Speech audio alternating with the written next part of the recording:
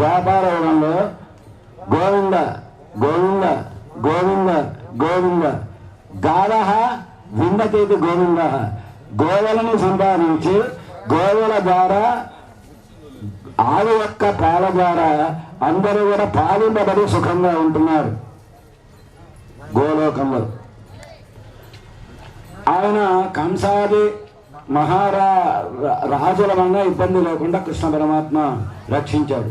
గోవర్ధన పర్వతాన్ని పైకెక్కాడు. గోకుల పట్టాభిషేకం జరిగింది ఆయనకి. ఇక్కడ రామచంద్ర స్వామికి రాజ్య పట్టాభిషేకం ఎట్లా జరిగిందో ఆటవిక రాజ్య పట్టాభిషేకం జరిగిందండి కృష్ణ పరమాత్మకి.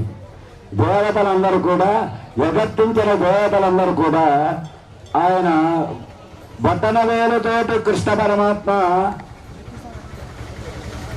గొడుగులాగా పెద్ద కొండని ఎత్తి అనేకమైనటువంటి గోవులని అనేకమైన మహర్షుల్ని మొదలైన వాళ్ళని రక్షించడం వలన గోకుల పట్టాభిషేకం చేశాడు. అట్లా పట్టాభద్రులైనటువంటి పట్టాభిషేకం రాజు కాకపోయినా కానీ నియంతగా మంత్రిగా ఉన్నటువంటి మహాత్ముడైన శ్రీ కృష్ణ పరమాత్మక రాజ్య పట్టాభిషేకం చేశారు. కృష్ణుని యొక్క స్థాయి అది. ఇంకొక విషయంలోకి వచ్చేవరకల్లా కృష్ణుని యొక్క మహాత్మ్యం ఏమిటి అంటే రాముని అందరూ మహాత్ములు అనుకుంటున్నారు, కృష్ణుణ్ణి సామాన్యుడు అనుకుంటున్నారండి, మాయలవాడు అనుకుంటున్నారండి కృష్ణ పరమాత్మని. ఏదో అందరిలో తిరిగి ఆ వీణ ఫుడ్లు వాయిస్తూ కాలం గడుపుతున్నాడు కృష్ణ పరమాత్మ అనే భావన మనందరికీ ఉంది. కృష్ణ కృష్ణేతి యో బ్రూయాత్ యోజనానాం సదైరపి లక్షల మైళ్ళ దూరం